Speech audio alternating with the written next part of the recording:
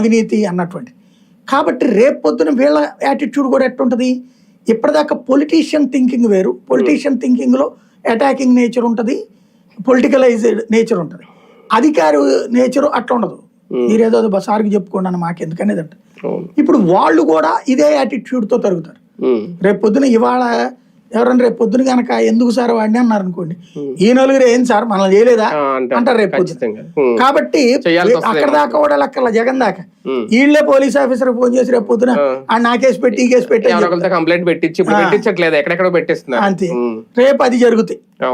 కానీ జగన్ చుట్టూ ఇలా దగ్గరగా ఉన్న వాళ్ళందరికీ ఇక్కడ నుంచి థ్రెట్ అయినా ఏదో కేసులో ఆల్రెడీ అయిపోయింది.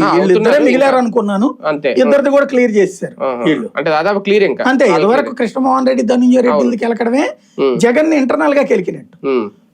ఇప్పుడు వీళ్ళిద్దరిని కూడా కెలకడం అంటే ఆటోమేటిక్ గా పిఏపిఆర్ వాళ్ళు కూడా గెలికారంటే ఇంకా స్టేజ్ పెరిగిపోయినట్టు.